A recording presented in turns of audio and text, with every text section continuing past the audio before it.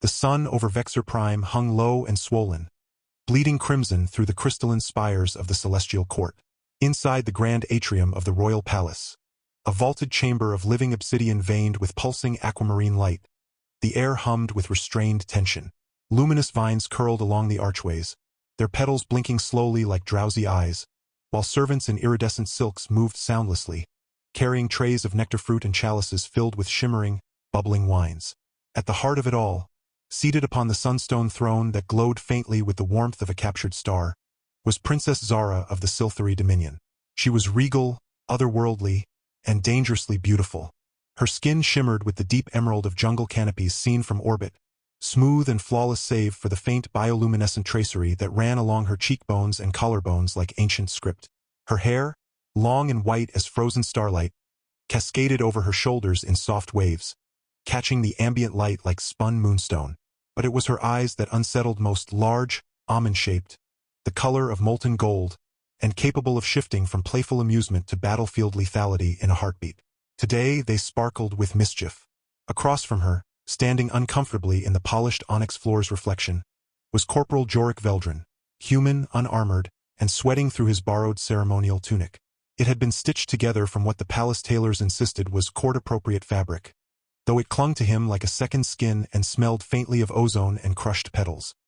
He'd been dragged into this situation against his will, yet again, after having survived the Battle of the Shattered Moons by sheer dumb luck and a talent for jury-rigging plasma cores with duct tape and prayer. Now, weeks later, after being declared a hero of the Dominion for accidentally destroying a rogue war drone that had threatened the royal convoy, he found himself back in the palace, not as a prisoner, not as a guest, but as something else entirely. He hadn't seen Zara since the battlefield. Back then, she'd been half dead, her royal cruiser torn apart by rebel separatists, her guards slaughtered, her escape pod breached and venting atmosphere into the void. Joric, scavenging for salvage in the debris field, had spotted the pod's flickering beacon, against orders and against common sense. He'd boarded it, patched her wounds with medgel meant for engine burns, and dragged her unconscious form onto his battered hauler. He hadn't known she was royalty.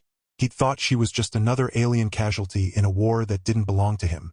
But when she woke, her first words weren't gratitude. They were, "You smell like engine grease and regret." Now, standing before her in the throne room, he felt the same mix of awe and absurdity.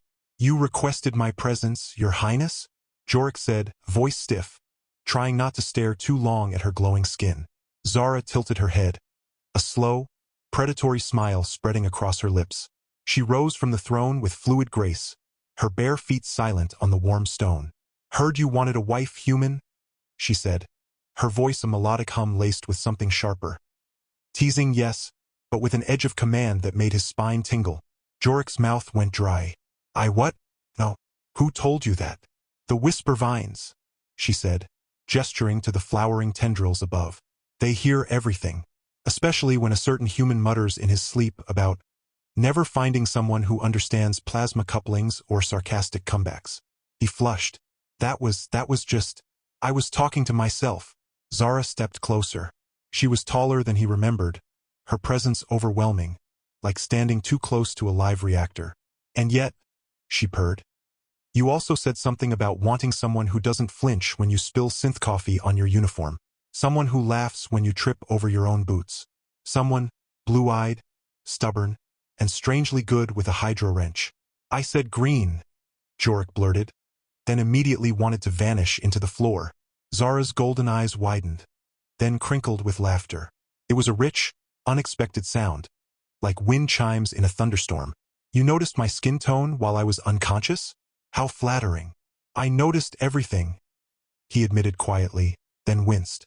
Not like that. I mean, I had to make sure you weren't bleeding out or turning purple or..." She placed a single finger on his lips. It was cool, smooth, and carried the faint scent of night-blooming jasmine.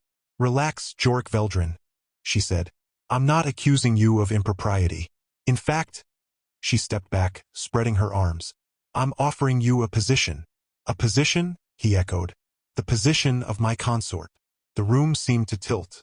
Joric blinked. "You're joking." "I never joke about matrimony," she said, though her eyes danced. "Among my people, it's a sacred bond, equal parts alliance, affection, and absurdly complicated legal paperwork.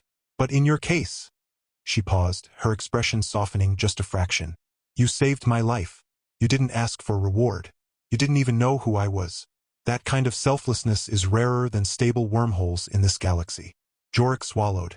But I'm just a mechanic. A grunt.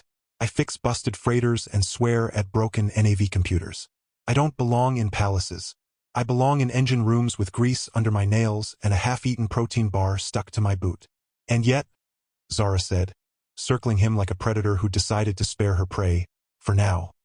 You stood your ground when the Separatist commander threatened to execute you unless you revealed my location. You lied even when they jammed a pain inducer into your spine. That's not just courage, it's loyalty. And loyalty, she said, stopping in front of him again, is the rarest alloy in the universe. Before he could respond, the grand doors at the far end of the atrium shuddered open with a deafening clang. Not by servants, but by force. A squad of armored figures stormed in, their black carapace armor shimmering with anti-energy shielding. Their faces were hidden behind faceless helms, but their insignia was unmistakable. The twin fangs of the Vorgoth Syndicate, a rogue mercenary faction that had been terrorizing border systems for years. At their head stood a towering brute, his armor scorched and dented, a plasma cannon slung over one shoulder. His voice boomed through a modulated speaker. Princess Zara, surrender yourself and the human, or we burn this palace to its foundations. Zara didn't flinch. She didn't even turn. Ah, right on schedule. Joric frowned. Schedule? She shot him a look that was equal parts exasperation and fondness. I may have let slip in diplomatic channels that I was considering a human consort. The Syndicate hates interspecies unions. They see it as weakness. I knew they'd come. You used me as bait? He hissed. Not bait, she corrected. Bait is passive. You, Joric Veldrin, are a spark. As if on cue, the palace's defense systems roared to life. Panels in the walls slid open, revealing automated turrets humming with charged energy. But the Syndicate had come prepared. One mercenary hurled a disruption grenade, and the turrets sputtered and died. They've jammed the network, Zara muttered. Of course they did. Joric's mind raced. He'd spent weeks in this palace, and even in his downtime he'd mapped every conduit, every power relay, every emergency override. The main reactor's still live, he said quickly. If I can reroute auxiliary power through the old coolant vents. Do it, Zara said without hesitation. She turned to face the invaders, raising her hands. Bioluminescent energy swirled around her fingers. Silthery royal. Joric ducked behind a pillar, pulling a multi-tool from his belt. He pried open a floor panel and plunged his hands into the tangle of wires beneath. Sparks flew. He cursed, rewired a junction, then slammed the panel shut. Distantly, deep in the palace's core, a low hum rose in pitch. The lights flickered, then blazed brighter. The turrets reactivated with a vengeful whine. Chaos erupted. Energy beams crisscrossed the chamber. Mercenaries screamed as they were cut down. Zara moved like liquid shadow, dodging fire, retaliating with bursts of emerald force that shattered armor and sent enemies flying. Joric sprinted toward the central console near the throne. He bypassed the main control with a quick splice, then uploaded a command sequence he'd written the night before, just in case. Override code. Veldrin Zara, he muttered. The palace responded. The floor beneath the remaining Syndicate forces split open, revealing hidden containment fields that sealed them in stasis bubbles. The leader roared in fury, firing his plasma cannon wildly, but the beams deflected off newly activated shields. Within 30 seconds, the chamber fell silent, save for the crackle of dying embers and Zara's heavy breathing. She walked over to Joric, blood trickling from her shoulder, but her smile was triumphant. You just hacked a 3,000-year-old royal defense grid with a pocket tool. I've worked on worse, he said, wiping grease, and maybe a little blood from his brow. She touched his face, her golden eyes searching his. Why did you come back, Joric? After everything. You could have taken your medal, your credits, and vanished into the outer rim. But you stayed. He hesitated. Because I kept dreaming about you, he admitted. Not in some romantic, starry-eyed way, but you called me grease and regret. Remember? And then, when you laughed for the first time on my ship, it sounded like the universe finally made sense. Zara's expression softened. You're ridiculous. And you're terrifyingly beautiful, he shot back. She laughed again, That same wind chime laugh. And this time, she didn't stop him when he reached out to brush a strand of white hair from her face. But their moment was shattered by a new sound. The deep, resonant chime of the oracle bell. It hadn't been rung in over a century. Zara went rigid. No! What is it? Joric asked. The bell only sounds when the heart of Vexor is in danger, she said, her voice tight. It's the core crystal that powers our entire world. If it's compromised, then your planet dies, Joric finished. She turned to him, her gaze fierce. The syndicate didn't come just for me. They wanted to lure me away from the sanctum while their real team infiltrated the core chamber. Joric didn't hesitate. Then we stopped them. No, Zara said firmly. It's too dangerous. The sanctum's defenses are lethal to non-Silthery. Your biology, it won't survive the resonance fields. Then modify me, he said simply. Temporarily. You've got tech that can rewrite a man's DNA for a week, right? She stared at him. You'd risk your life. Not just for me, but for my world. I already did once, he said with a shrug. Might as well make it a habit. Something shifted in her eyes. Something deeper than gratitude, warmer than admiration. She nodded once. Then we moved fast. They raced through hidden corridors, past gardens of singing flora and halls lined with statues of ancient queens. Zara led them through passages that shimmered with shifting walls, her hand gripping Joric's tightly. He noticed how her skin pulsed faintly with each heartbeat. Not from exertion, but from the growing distress of the planet itself. Vexor Prime was in pain.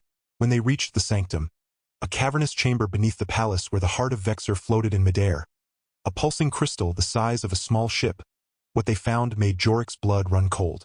A dozen syndicate engineers were already there, attaching explosive charges to the heart support matrix. At the center stood a woman in silver armor, her face uncovered. She had the same green skin as Zara, but her eyes were cold, black and empty. Sister, Zara whispered. Lyraxis, Joric breathed. The exiled former heir, the one who'd tried to overthrow the throne 5 years ago and vanished into the void. Lyraxis turned, her lips curling into a cruel smile. Ah, the human and his pet princess. How quaint. You betrayed your own blood, Zara said, voice trembling with rage. I liberated it, Lyraxis snapped. Our people stagnate under your weak rule. Marrying a human? Pathetic. The galaxy mocks us. But with the heart destroyed, the chaos will birth a new order. One I will command. You'll doom billions, Joric said. Sacrifices are necessary for evolution, Lyraxis replied coldly. Then she nodded to her engineers. Detonate. The charges beeped to life. Zara lunged, but the resonance field flared, throwing her back. She screamed as her body convulsed from the energy backlash. Joric didn't think. He ran not away, but toward the heart. Joric, no! Zara cried. The field hit him like a wall of fire and ice. His bones felt like they were dissolving. His vision blurred. But he gritted his teeth and kept moving, driven by sheer will, and the memory of Zara's laugh in the dark. He reached the first charge. His hands were shaking, his skin blistering, but he ripped out the core module. Then the second. The third. Lyraxis snarled and fired a neural disruptor. The beam struck Joric in the back. He fell to his knees but didn't stop. With the last of his strength, he tore the final detonator free and crushed it in his fist. The chamber fell silent. Lyraxis stared at him, disbelief turning to fury. You, insignificant grub. She raised her weapon again. But Zara was on her feet, fury blazing in her eyes. Energy crackled around her like a storm. You will not touch him. What followed was a battle of sisters. Light against shadow, love against ambition. They clashed in midair, energy bolts and psychic strikes colliding in bursts of emerald and obsidian light. Joric watched, bleeding and broken, but refusing to close his eyes. Finally, with a scream of anguish and rage, Zara unleashed a pulse of pure royal energy, a forbidden technique that drew on the heart itself. Lyraxis was hurled backward, crashing into the chamber wall. Her armor cracked. She slumped, unconscious. The sanctum settled into a soft hum. Zara collapsed beside Joric, cradling his head in her lap. You idiot, she whispered, tears, actual glowing tears, rolling down her cheeks. You could have died. Worth it, he rasped. She kissed his forehead. Then live. For me. Back in the palace infirmary. Days later, Joric awoke to the scent of jasmine and the soft glow of bioluminescent moss. Zara sat by his bedside, her white hair braided with silver threads, her green skin healed but still shadowed with exhaustion. "You're awake," she said, relief flooding her voice. "Told you I'm hard to kill," he muttered. She smiled, then grew serious. "The heart is stable. Laraxis is in stasis. The syndicate has scattered. And—" she hesitated. "The council has agreed to my proposal." "Which one?" "That you become my bonded consort. Not just in name, in truth." Joric sat up slowly, wincing. "I don't know the customs. I don't speak your full language. I still trip over my boots." Zara took his hand. "You're honest. You're brave. You fix things, engines, defenses, even broken princesses. And you make me laugh when the galaxy feels too heavy." She leaned in, her golden eyes holding his. "So, heard you wanted a wife, human." This time, Joric didn't flinch. He smiled. "Heard you needed a husband who knows how to rewire a plasma core with a paperclip." And in the heart of the royal palace, beneath a sky streaked with twin moons and swirling nebulae, something new began. Not with fanfare or decree, but with two hands clasped together, human and alien, grease-stained and glowing, bound not by duty, but by choice. Far away, in the silent corridors of the Syndicate's hidden fortress, a single transmission pulsed through the dark. "The Vorgoth are not defeated, only delayed. The human must die. The union must be shattered. But for now, in this moment, there was only peace, and the quiet hum of a story just beginning."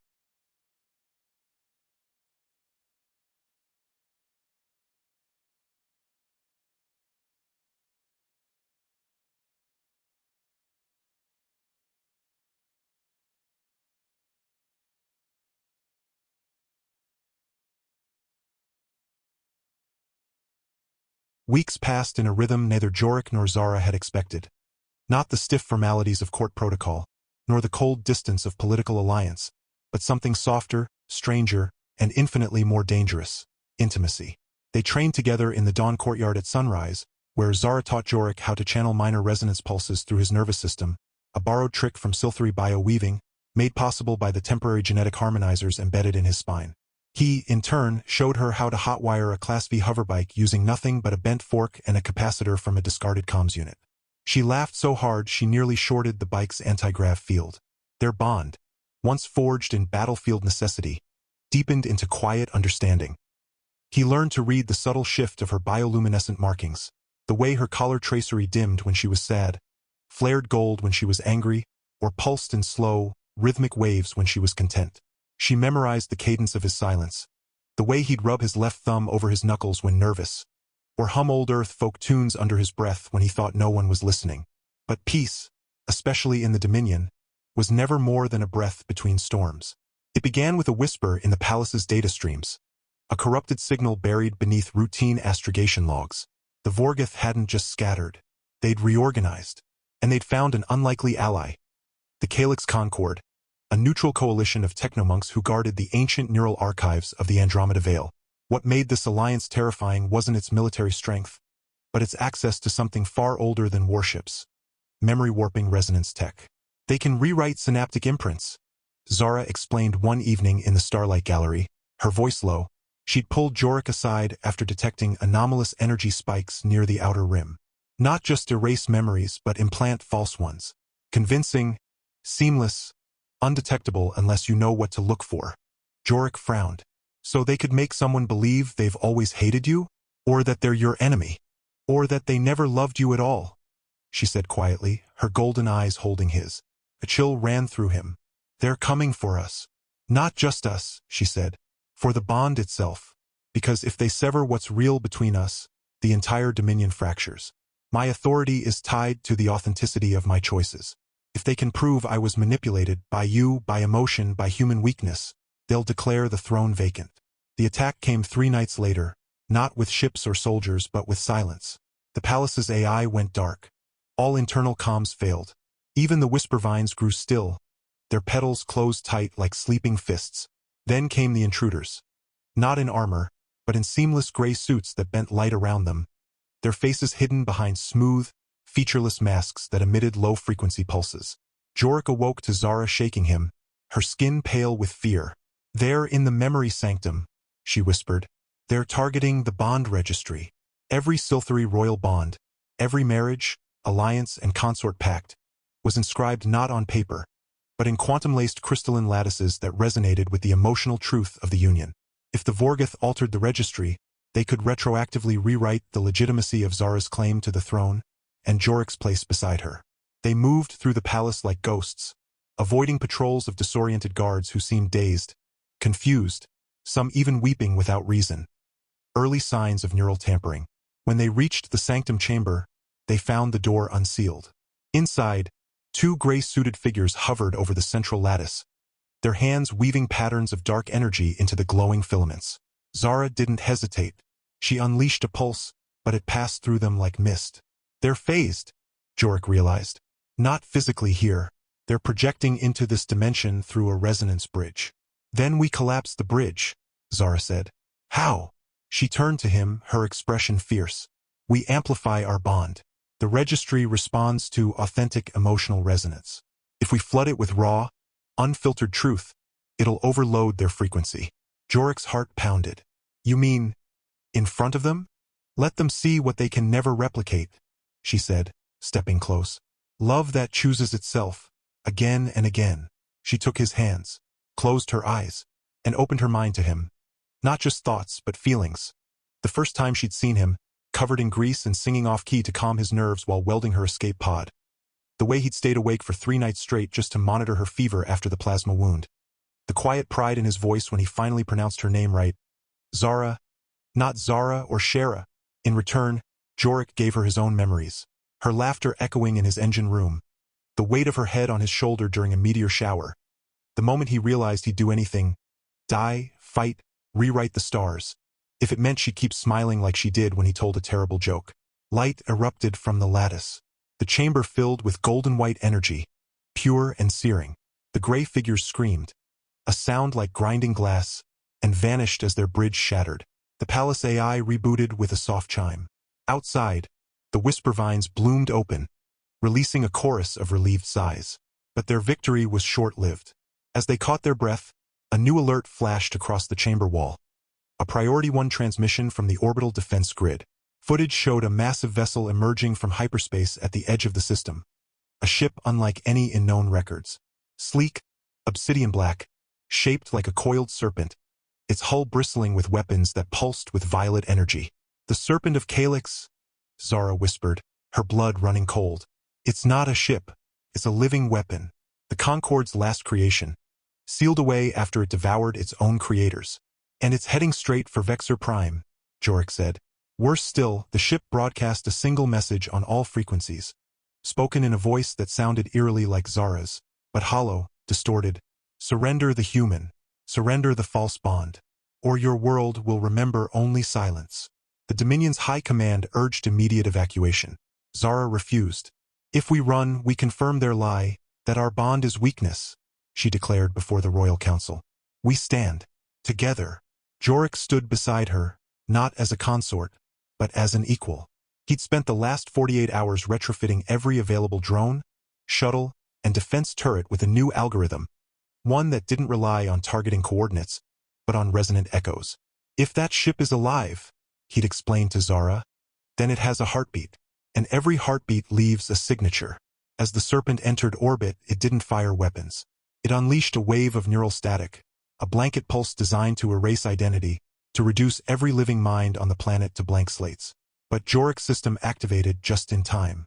Every drone, every turret, every palace spire began emitting counterfrequencies. Not random noise, but recordings. Zara's laughter, Joric's off-key humming, their shared silences, their arguments, their whispered confessions. A symphony of real, messy, human-alien love. The Serpent faltered. The smooth movements grew erratic. Violet lights along its hull flickered erratically. Then, impossibly, it emitted a sound. Not a weapon discharge, but a low, mournful wail. It's remembering, Zara realized in awe. The Concorde must have imprinted it with their own memories before sealing it away. And our resonance. It's waking something in it. Seizing the moment, Zara broadcast a direct neural link to the ship. Not a command, but an offering. You are not a weapon.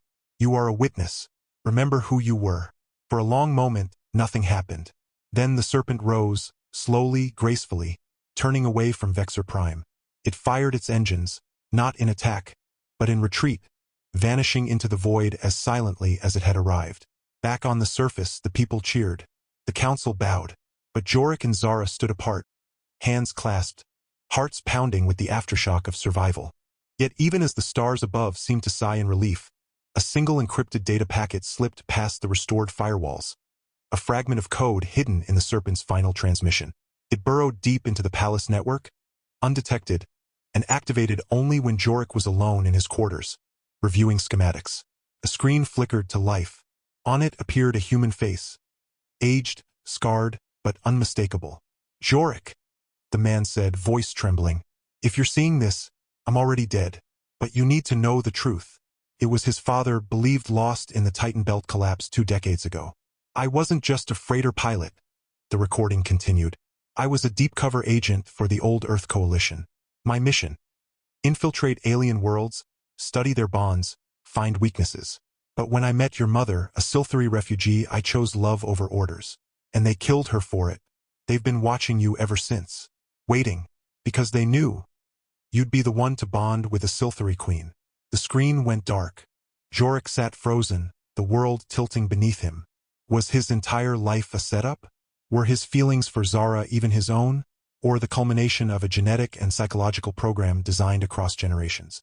He didn't sleep that night. When Zara found him at dawn in the courtyard, he told her everything. She listened in silence. Then, without a word, she placed her palm over his heart. "I don't care what your blood was meant to do," she said, her voice steady as a star. "I care what your heart chooses. And it chose me, again and again. That's what's real." He looked into her golden eyes and believed her. But far away, in the ruins of a collapsed starbase near the Helios Rift, a new signal pulsed to life. This one bearing the insignia of the Old Earth Coalition, thought extinct for 50 years. And it was broadcasting a single command: Phase Omega, activate the sleeper in the consort. Joric didn't know it yet, but the greatest test of his bond wasn't war, betrayal, or even memory. It was the terror of not knowing if his love was truly his own. And Zara, ever fierce, ever loyal, would stand by him even if the answer shattered them both. For now, they walked back into the palace together, the morning light catching in her white hair and his grease-stained sleeves, 2 souls from different worlds holding on to each other as the galaxy plotted their fall. The days that followed were shadowed by silence. Not the peaceful kind, but the tense stillness before a storm breaks. Joric moved through the palace like a ghost of himself, his usual humor dulled, his hands restless, his eyes distant. He loved Zara. He knew that with every fiber of his being. But doubt is a slow poison, and the revelation about his father had poured it straight into his veins. What if his instincts, his choices, even his longing for her, all of it had been engineered? Zara watched him, a quiet ache in her chest. She didn't push. She didn't demand reassurance. Instead, she gave him space but never distance. She left his favorite synth coffee steaming outside his workshop door each morning. She hummed the same off-key Earth tune he used to sing while fixing her hoverbike, just loud enough for him to hear through the walls. And every night, without fail, she stood beneath his window until the light went out, her silent promise: "I'm here, however long it takes." Then, one evening, the palace's security grid pinged with an anomaly. Not an invasion, but a breach from within. A dormant subroutine in Joric's neural harmonizer had activated. The Coalition's sleeper protocol, Phase Omega, was waking. It wasn't violent. It was worse. It whispered, not in words but in impulses: "Leave. She'll be safer without you. Your presence destabilizes her reign. You were never meant to stay." Joric clutched his head, teeth gritted, sweat beading on his brow. The voice wasn't external. It was woven into his own thoughts, smooth and reasonable, masquerading as his conscience. But Zara knew. She found him in the memory sanctum, standing before the bond registry, trembling. "You feel it too, don't you?" he whispered, not turning. "That I don't belong here." Zara stepped forward and placed her hands on his shoulders. "No," she said firmly. "What I feel is you fighting something that isn't yours. And I won't let it steal you from me." She pressed her forehead to his. "Do you remember the first time you saw me awake on your ship?" He nodded slowly. "You called me grease and regret. And I told you your eyes were the color of storm clouds over water," she said. Not human oceans. Not silvery seas. Something in between. Something new. She pulled back just enough to look into his eyes. That moment wasn't programmed. It was ours. And every one since has been too. Then she did something no silvery royal had done in recorded history. She initiated a soul echo, a forbidden silvery ritual that fused two consciousnesses for exactly 7 heartbeats, allowing each to experience the other's memories, emotions, and truths as their own. It was dangerous, unstable, often fatal. Zara, no, Joric began. Trust me, she said. Before he could protest, she placed both palms on his temples. Light erupted not from the registry, but from them. Green and silver, human and alien, memory and moment, fear and faith. In those 7 heartbeats, Joric saw everything. Her childhood, lonely and burdened by duty. Her terror in the escape pod, certain she'd die alone. The relief when she saw his face. Human, flawed, kind. The first time she realized she missed his terrible jokes. The night she cried when he fixed her broken ceremonial dagger with glue and wire because it still meant something to you. The 1,000 quiet ways she'd learned to love him. Not despite his humanity, but because of it. And Zara saw him too. A boy grieving a mother he barely remembered. A young man signing up for the freighter corps just to escape Earth's ruins. The loneliness of drifting between stars, never belonging anywhere. The awe in his chest when he first saw her green skin glow under the twin moons. The moment he decided, right there in the debris field, that he'd rather die than let her vanish into the void. When the light faded, they both collapsed to their knees, gasping, but unshaken. The whisper was gone. Because now Joric knew beyond biology, beyond programming, beyond doubt, that his love for Zara was his own. Not inherited. Not implanted. Chosen. Again and again. And Zara knew she'd never been more certain of anything in her life. They emerged from the sanctum hand in hand, not as princess and consort, but as partners. Equals. Soul-bound by something no algorithm could replicate. News of their unity spread like wildfire through the Dominion. The people, once skeptical of a human consort, now spoke of Joric with reverence. Not as an outsider, but as the one who stood when others would have fled, who loved when others would have doubted, who chose truth over comfort. The Earth Coalition, sensing their influence waning, made one final play. They sent a dreadnought to the edge of silvery space, broadcasting a final ultimatum. Surrender Joric, or face annihilation. Zara didn't hesitate. She broadcast her own message. Not from the throne room, but from the hangar bay, standing beside Joric as he powered up a retrofitted starfighter of his own design. It bore no royal insignia. Just 2 symbols. A wrench crossed with a silvery sunburst. If you want him, Zara declared to the galaxy, her voice ringing with power and warmth, you'll have to go through me, and every pilot, engineer, soldier, and citizen who stands with us. Because this isn't just a bond between 2 people. It's a new kind of hope. The coalition hesitated. Then, to everyone's surprise, their dreadnought powered down its weapons. A single message came through: we misjudged you. The experiment is terminated. Project Dawnchild is free. Joric exhaled. It was over. In the weeks that followed, the palace changed. Not in structure, but in spirit. Human music played alongside silvery choral harmonies. Earth-style coffee stands appeared in the courtyards. Joric started a training program for mixed-species engineering teams, and Zara revised the royal succession laws to include bonds of choice, not just blood. And on the night of the twin moons eclipse, a rare celestial event where both of Vexor Prime's moons aligned to cast the world in silver shadow, Zara led Joric to the highest balcony of the palace. No guards, no attendants, just them, the stars, and the quiet hum of a world at peace. She took his hands. You once said you didn't belong in palaces, she said softly. But look around. You didn't just fit in, Joric Veldrin. You rebuilt the palace in your own image. Warmer, kinder, more alive. He smiled, brushing a strand of white hair from her face. And you didn't just save me from the war. You gave me a home. Then, under the twin moons, Joric knelt. Not in submission, but in promise. I'm not royalty, he said. I'm just a mechanic who got lucky. You're my miracle, she whispered. And when he asked, in his clumsy but earnest way, if she'd bond with him, not as a political act, but as lovers choosing each other for the rest of their lives, Zara didn't just say yes.